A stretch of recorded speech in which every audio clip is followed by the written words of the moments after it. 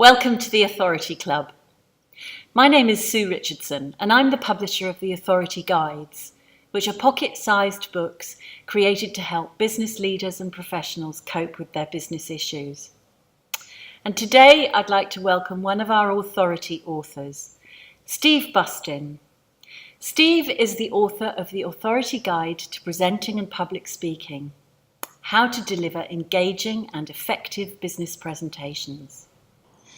Steve, hi. Hello So there, nice of Sue. you to join us. It's lovely to be here. Perhaps you'd like to introduce yourself to our Authority Club members. Yes, of course. And actually, I should introduce myself and also introduce my dog, who is sat on the sofa behind me. So if you hear any little barks and yips, it's her, not me, I promise. I'm the author of the Authority Guide to Presenting and Public Speaking. And really, presenting and public speaking is what I do these days. I'm a professional speaker. I'm out on the sort of conference and business event circuit, speaking on a range of media and communications topics. I also then work as a speech coach and presentation skills trainer, working with business leaders and their teams to help them to give great business presentations. Because let's face it, we've all sat through some terrible ones, so I make it my mission to try to make sure that people are giving the best business presentations they possibly can, because actually that'll make them more effective. But my background is actually as a journalist. I started my career with BBC News, worked across Radio 4, Radio 5 Live, 1 O'Clock News, Breakfast News, various other programmes, before moving out of that and into PR. I worked in-house for PR for a couple of years before setting up my own PR agency, which I ran for 11 years. And it was interesting, my PR agency sort of then moved into a training agency and people started asking me to speak. So it's been an interesting process, but I'm sure we'll explore that more as we go on. Absolutely. Fantastic. Well, thank you. Thank you for that. So, how did you actually get started? What took you into speaking and presenting? I've always enjoyed being in front of an audience. I'm a show-off at heart, quite frankly. And I started, my first public speaking gig was when I was 11. I was asked to chair a Burns supper at my primary school in Scotland, despite the fact that I'm English. In fact, I can still remember I had to open this event by saying, "Tonight, ladies and gentlemen, caution has been thrown to the wind and a Sassenach wields the gavel." And basically, I quite enjoyed it. I knew I could get a laugh. I knew how I could. I enjoyed talking with an audience and all that sort of stuff. So, I've always enjoyed communicating on all sorts of levels. It's why I went into journalism. It's why then I moved into PR. But actually, the speaking proper really started when I was running the PR agency. People started asking me to go speak at events about PR. I was also an early adopter in social media, and people started asking me to go and talk about social media. In fact, going back to my days at the BBC, I was part of a working group of 3 we were tasked with introducing the internet into the BBC newsroom. I remember giving a presentation about saying that this is called Google. This is quite exciting. So people asked me to speak, and it didn't occur to me that this was actually part of my job. It just felt like something quite fun and things. And then somebody offered to pay me to speak, and I was like, oh, okay, that's quite a nice thing to do. Yeah. So I was asked to speak at conferences, again, started speaking at business events and things, and was sometimes being asked to speak for free, and then people started to pay me, so it became much more part of my career. And then about 3 or 4 years ago, I realised I was doing more speaking and training than I was PR. And actually, I enjoyed the speaking and training more. I was getting more of a reward for it. So actually, I thought, let's do that. So really, my PR agency gradually segued into a training business, and then the speaking came out of that. And even today, speaking is sometimes a revenue stream. I do get paid to go and speak at events, and I do a lot of comparing and hosting work as well. And other times, I'll go and speak because if it's the right audience, I know I'll get training work off the back of it. And I think that's becoming a much, much more common business model for a lot of, particularly small businesses, but even for big businesses. They're realising that actually if you're getting out there and you're speaking and presenting, you are doing business development, quite frankly. You're putting yourself in front of the right people. And now if I come off stage and I don't get a couple of people coming to me saying, we want to come and work with you, there's a problem. So for me, it was a sort of natural progression. I never made a conscious, right, I am now a speaker. It was just an extension of my work, and then gradually I realised that actually it was something I wanted to do more and more of. And now I love the fact I get to speak, talk to audiences, spread my message, but I also get to help other people do it. And I love that journey of seeing people go from being, quite frankly, nervous wrecks sometimes to being confident and creative and giving great presentations. Yeah, it's really interesting.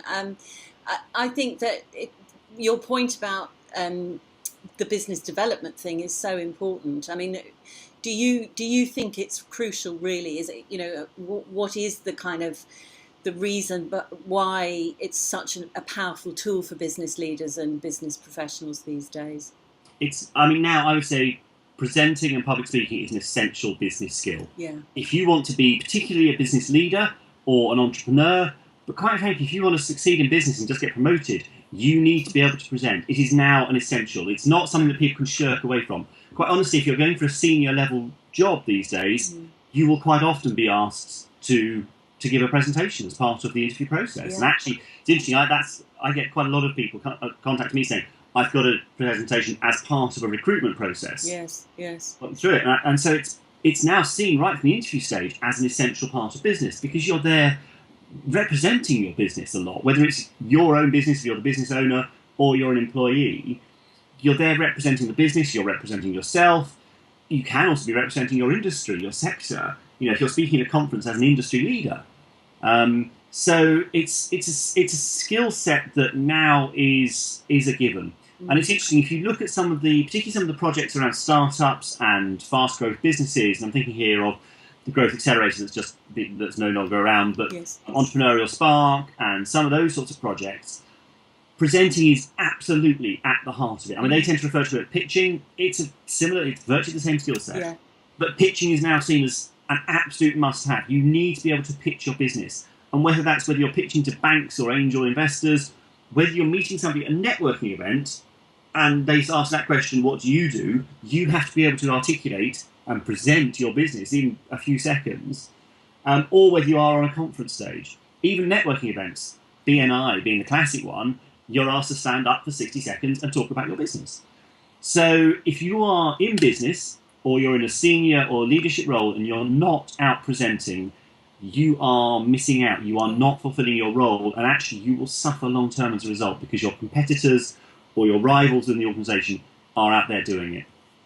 Yeah, I remember when I joined BNI, I was terribly nervous about those 60 seconds, but in some ways it was a great training. Actually, it was a fantastic way of really being able to sum up an important message in a very short space of time. Yeah. Do you think? I mean, that was where I started, but what other recommendations have you got if people really they know they've got to do it? But, where do they begin? Where do they begin to learn the skills and how do they do that? Go and watch other people. Get into the habit of critiquing every single speaker you see. So if you are at a conference, or you're at a networking event, or you're at a meeting, even just a meeting internally, if your boss or somebody else in the organisation is standing up and presenting to the room, just sit and, what do I like? What don't I like? Particularly if you find yourself switching off. Yeah. That awful thing where you sort of, what happened? What are they talking about? Yeah, why did I switch off? Is it they're droning, they're monotonous, or are they boring slides? Or actually, is this not relevant to me? But again, if you come out and you think, that was brilliant, what was it? Start critiquing everything from the way they present their slides, their body language, the tone of voice they use, the energy they use, the engagement tools, and start to think, how can I start to use some of the same things? So start learning from the people you're watching. Don't, however, copy them. This isn't a case of, I can do exactly that. You need to find your own style. And the only way you can do that is by getting out and trying it. You have to put yourself forward every now and again. Do it in a safe environment. Have a meeting. If there's a meeting of 4 people in the office, say, can I speak at this meeting? Way before you might put yourself in front of clients or an audience. Just do it in a friendly, warm, safe environment. Look for opportunities outside work. If you've got a great hobby. So, for instance, I'm a keen gardener outside work, and actually, I go and speak to gardening groups on a completely different set of topics to all my business stuff. But actually, it's a good practice for me. It's a safe space. They're far less critical than a business audience are. And actually, I quite enjoy it. It's good fun to do. So maybe find something you're passionate about, find something a hobby, go out and talk about that and enjoy that. I think that's a great tip. Steve. And when it comes to obviously great practice doing something in a hobby, but if you're then focusing on talking about your business, what would your top, say, 2 or 3 tips be on creating the content for a really great presentation, would you say? I think, okay, my first tip is don't start with a blank piece of paper, or let alone a blank PowerPoint slide, which is just the worst way to start. So what you end up doing is you just end up sort of dumping it onto a page. My starting point, so my first tip is start with objectives. Think about, what do I want to get out of this presentation? Sorry, there's the dog putting in an appearance. Come and join us. Authority on barking and eating bones. That's fine. Definitely. And snoozing in the sun. I saw her earlier. Yes. So think about, what do I want to get out of this presentation? What would be a success for me? And that can be you personally and you professionally. So it might be, I want to inspire the rest of the team I'm talking to. It might be, I want to impress the boss. So, a professional objective and a personal objective. But also think about what your audience want to get out of it. So what is their objective? Yeah. What do they want to get out of your presentation? They may want inspiration, motivation, and all that sort of stuff. They may just want job reassurance. They may want to know that they're doing well. So think about what they want out of it. When you're sat in a presentation, think about, what do I want to get out of this? What would be a success for me as an audience member?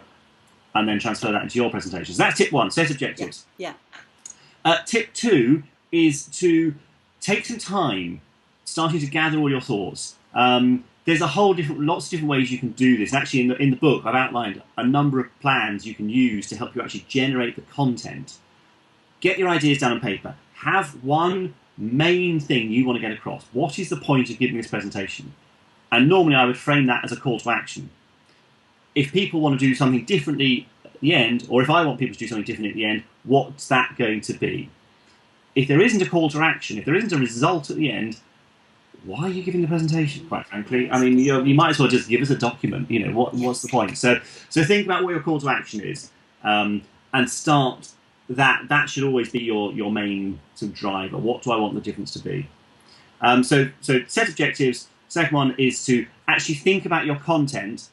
And thirdly, then I say you're now ready to start generating, and you can use all sorts of. Sorry, when I say generating, I say actually planning your content. So there are templates, and there's a couple in the book, and we're going to provide a download link so people can actually download a template to use. There are, you can use past, present, future. Classic structure for presentation, can work very well indeed. Do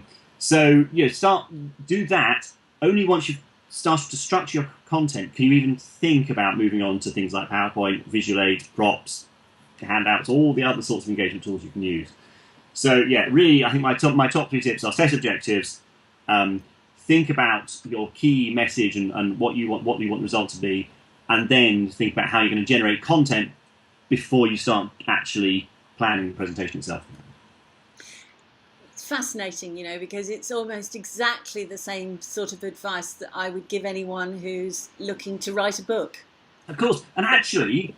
Yeah, and that doesn't surprise me, because they're communication channels, and actually it's just another way for you to put across your expertise, and you're sort of passing your information and hopefully inspiration, entertainment, and engagement onto your audience. Yeah, absolutely, brilliant.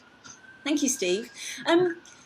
You mentioned just then. You mentioned PowerPoint. And this is a real knotty one for me, because I've always struggled with slides terribly, knowing what's calling the ambulance? I'm terribly sorry that it seems to be emergency room 10 or something out there. It is rather noisy, isn't it? But hopefully they've sorted themselves out. Yes. So PowerPoint. PowerPoint, yeah. Slides. Oh, do you or don't you? And you just go. And that's what most people do. When you mention PowerPoint, everyone goes, in the right hands, PowerPoint can be an amazing tool, but most people use it really badly. I have to say, if you're using PowerPoint, if you can use a different system, that will help. If you're on Mac or iPad, actually, use Keynote. It's a much nicer tool, much nicer templates, much more modern, much easier to use, all that sort of stuff. But, I mean, the problem is people use PowerPoint as a crutch. The PowerPoint is not there for you as the presenter. It's not there as your script. It's not there as your guide through the presentation. if you're going to use slides, and I think I tend to try and refer to slides because PowerPoint is only one option. There's lots of other options. Yes. If you're going to use slides, they are for your audience. They should be there to aid the understanding, to make it more engaging, to make it more effective. They should add to the presentation, not just be there as your crutch. The worst thing you can possibly do is start a slide with a bullet point. You start a slide with a bullet point, you are about to create a boring slide. End of story. So to me, if you are going to use slides, there are some ways of doing it. The best thing is it's all about images. The best slides you've seen are full screen images, and actually bleed the image out the side of the slide so that it fills the screen, whatever sort of screen you're using, you're showing it on. Maybe you could add a few words, but let the picture do the talking. There's a lovely tool around at the moment called Haiku Deck, Haiku, Haiku Deck, haikudeck.com. And that really, sorry, the dog's off. Postman's arrived, I suspect.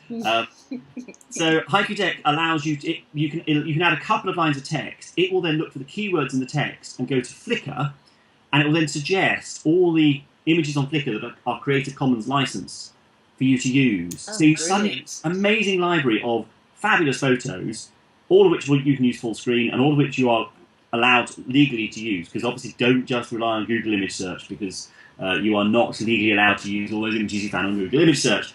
And on that, actually, there are some of the big photo agencies, like Getty, are now using algorithms to find their images being used on sites like SlideShare and things like that, and LinkedIn and stuff. And if they find that you're using an image illegally, that you've just downloaded it from Google image search, they're sending out invoices for thousands of pounds. Yes. So slides, use them judiciously. Occasionally they can really make and bring a presentation to life. Less is more. Very few words, big images. Don't be scared of a blank slide. I will quite often, if I am using slides, I'll put a blank slide between slides, so I've got a buffer. Or if you're in presentation mode in PowerPoint or Keynote, if you press B on your keyboard, you'll get a black screen. If you press W, you'll go to a white screen, and then you just press any other key or the clicker to bring it back. And actually that brings the focus away from the slides and back to me as the presenter. If I've got lots of, if I have been showing figures and things, I want to stop people looking at that, bring the attention back to me, I can just blank the screen. And that's a really neat trick to help bring the focus back onto you as a presenter. Otherwise, people will, given the chance, they will sit and look at the slides. Yes. Yes. Oh, I like that. That's like the equivalent of white space almost in a book. Yes. Give people a break. Yeah, but I have to say, don't feel that you have to use slides. I think there are some people, there's an equation that says, presentation equals PowerPoint. Yeah. It doesn't. No. It is, not only is it perfectly capable of presenting without slides, it's actually, I would say now, preferable. If you go to conferences and there's one presenter who doesn't have slides, they will often stand out because they're the ones who can really hold the audience. I spoke at an event a few months ago, and the booker contacted me a week or so in advance and said, "Oh, can you send me your slides?" And I said, "Well, there aren't any." And she threw up her hands in horror. And she was like, "What do you mean there's no slides? What are people going to look at?" Yes. I'm like, "Well, I may not be the best looking bloke in the world, but nobody's dropped dead from looking at me for 30 minutes. And actually, when I delivered it, she came out afterwards and she said, "You're absolutely right. You didn't need slides. That was amazing. I didn't, she said, I didn't notice you weren't using slides." Yeah. And on the feedback forms afterwards, because I was one of several presenters, I got lots of very positive feedback. People saying it was great. He didn't use slides. It was fantastic. We engaged him far more. There are lots of things you can use instead of slides: props, whiteboards, flip charts, all sorts of things. And actually, we discussed a lot of those in the book. There's a whole chapter actually on alternatives to slides. Brilliant. And I think it's important that people start to embrace that, particularly if you want to stand out in your presentation. Not using slides is now a great way to do that. For instance, if you're part of an interview process and you're one of maybe 5 candidates who they're seeing presentations from, they will probably the interview panel will have looked at lots and lots and lots of slides. If you come in without them, you will stand out as being different and more confident.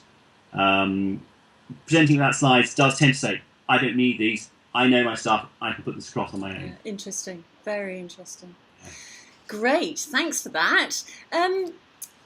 You mentioned there, you talked about engaging with your audience. And I think that's something I've seen when I've seen you speak, that it really stands out for me, is that you seem to get everybody kind of involved and engaged with you and what you're talking about in a really nice way. I wonder whether you could give us some ideas and suggestions for how we might really kind of bring up that audience engagement and get people kind of on the stage with us and Tell us a the little first bit. one is it's a psychological thing. Don't think of your presentation as a one-way process.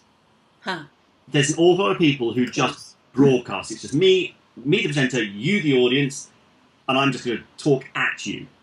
Yes. To my mind, a presentation, in fact, any sort of engagement, is a two-way process. It's a conversation. Yeah. Now, okay, I'm the presenter, I'm the one doing most of the talking, but it's very, very rare for me to ever give a presentation where the audience doesn't say something. Yeah. I'm making straw polls, I'm getting show their hands, I'll get to throw out suggestions, all that sort of stuff. And I'll make sure that they are part of the process, because actually they are. You know, a presentation has two sides to this conversation, presenter and audience, and they have to talk to each other. You can also get feedback from the audience in terms of the way they're sitting, the body language, all that sort of stuff, and you can tell whether you're hitting home or not, and if you're not, you have to do something about it. You know, it is up to you to read that room and make a change. If it's not quite doing what you want it to do, you have to make that change. In terms of things you can try, straw polls, great. Give me a show of hands, who's tried this? And do you notice what I did there? I put my hand up. Mm-hmm.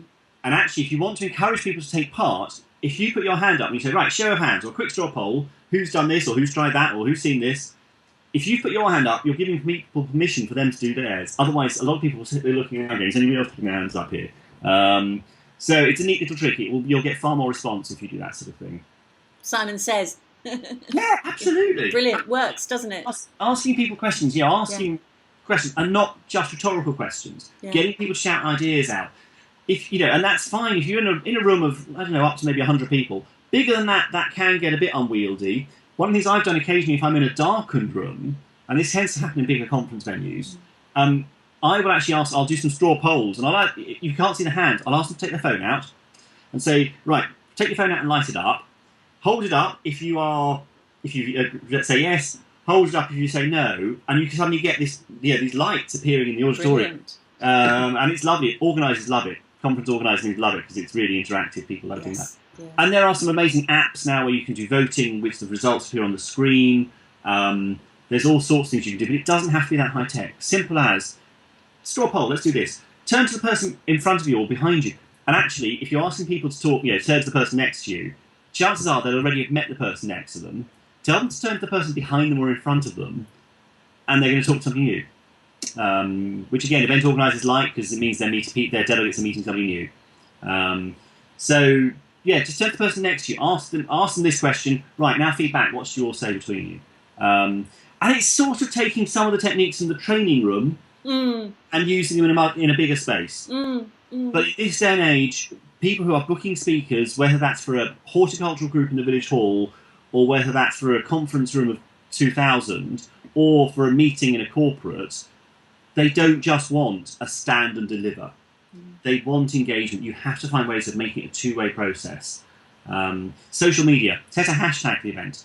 People have got questions. Tweet it using the hashtag for the event, and at the end of the presentation, bring it up, and you've got the questions there. You can look at the hashtag and find all the questions there, and then it's actually quite straightforward.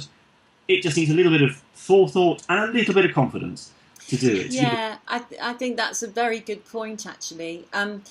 I know that, because I know when I speak, I try really hard to get that kind of interactivity and that conversation, as you call it, going.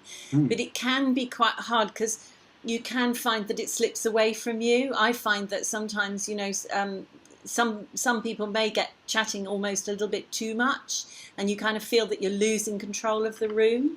Yeah. Have you got any sort of tips on how you might kind of avoid that happening? If you think you're losing the room, the problem isn't the room, the problem's you. Yeah, absolutely. But sometimes it can be as simple as acknowledging, okay, I know I've been talking for about 40 minutes now. We've got about 10, 15 minutes left. What questions you've got so far? Yes. bring it back in. Acknowledge the fact that you can see people are losing interest or whatever. Yes. Get people to, that's the time to ask them questions. Give them an opportunity to ask questions. If you are aware there are one or two people who are chatting or whatever, I mean, it's not teacher's trick, but honestly, but you do just go, this conversation you're getting over here, what sort of questions have you got?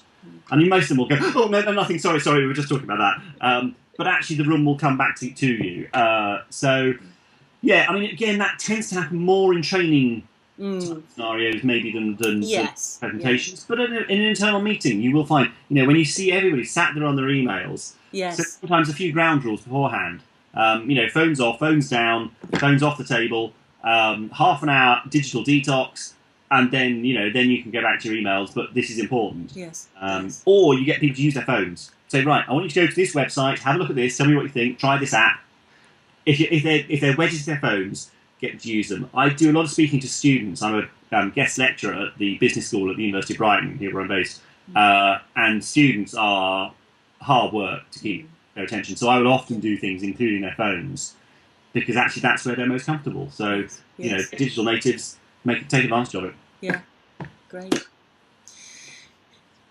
So you talked about just then, with the engaging an audience, you kind of need to have a bit of confidence to do that. And generally speaking, I guess for people who haven't done a lot of speaking, perhaps don't feel all that confident when they get on that stage. And we all know what a scary feeling it is, perhaps when we're first setting out, or maybe not for everyone. Maybe it wasn't such a problem for you, but you've obviously worked with enough speakers to know that nerves can be really quite a big issue for many, especially first-time speakers.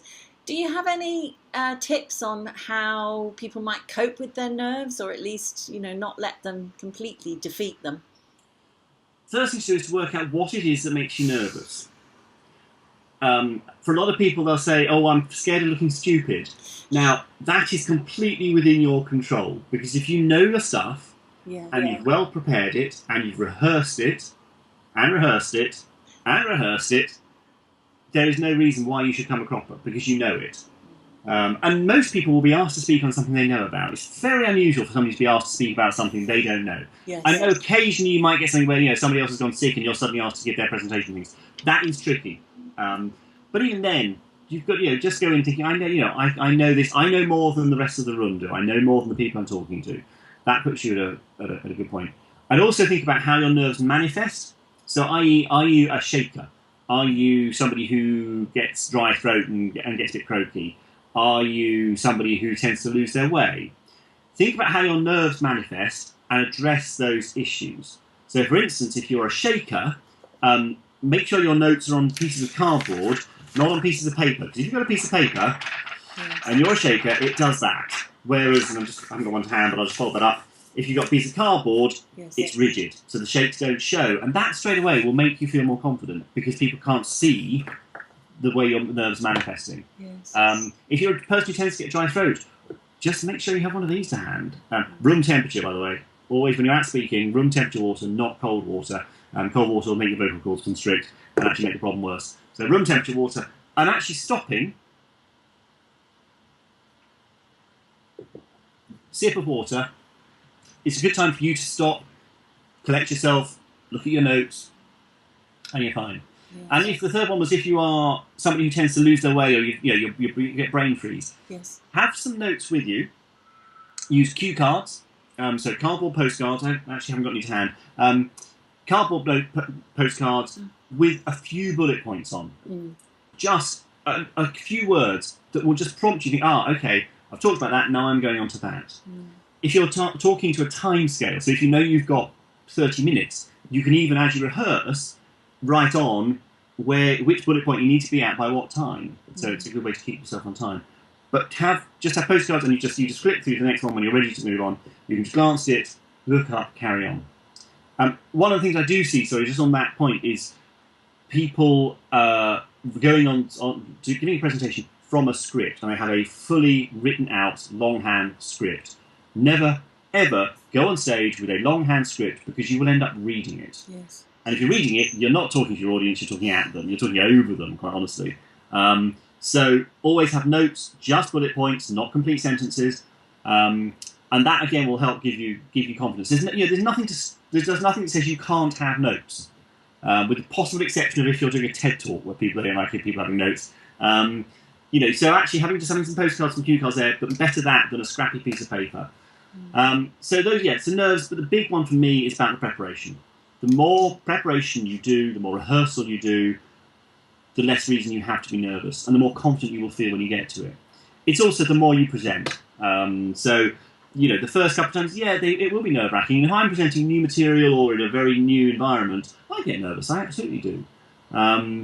But once you've done it a few times, you'll get more confident. So make sure, particularly if you've got a big presentation coming up, make sure that this is not the first time you have delivered this material verbally to an audience. Yes. People often rehearse in their heads, and actually you need to be verbalising it. You need to be saying, are there sentences here you're tripping over?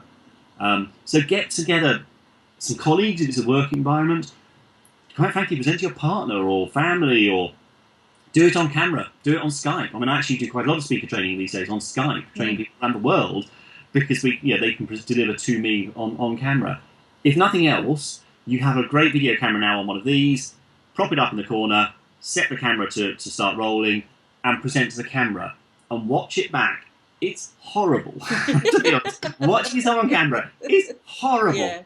But it's the best way to get better, because you suddenly understand how you come across to an audience. Yeah. You suddenly see yourself as the audience is going to see you.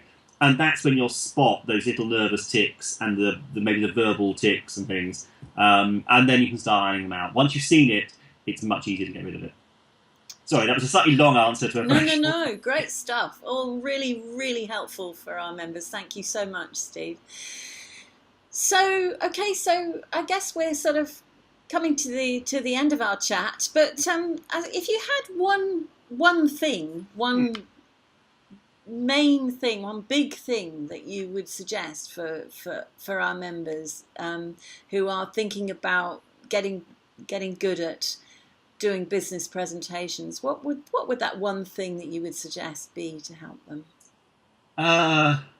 Don't do it alone. Actually, it's very easy for presenting to feel like a very solitary role. Yeah, it's just me stood at the front with everybody looking at me. But in fact, you can involve a lot of other people in the process. In fact, you absolutely should involve other people in the process. As I've just said, actually, make sure you rehearse in front of other people. Get them to feedback and get them to critique. It's not always easy, but actually that's how you get better. It's by getting people to give you feedback. And after you've presented, ask for feedback from your audience, from the panel, from the meeting, from whoever you're speaking to. But also go out and find resources. There are lots of resources out there. TED Talks, TED.com. Great way to look at other speakers and some amazing speakers in action. So look at them, learn from them. Go out and find other speakers. There are speaking groups. Toastmasters run speaking groups. There's the Professional Speaking Association. There's the the English Speaking Board. Sorry, English Speaking Union. English Speaking Union, yeah. Speaking competitions and events and things. Yes. So find groups. Go out and learn from other people. Speak there. It's a safe space. You'll get critique. You'll get feedback. You'll get better.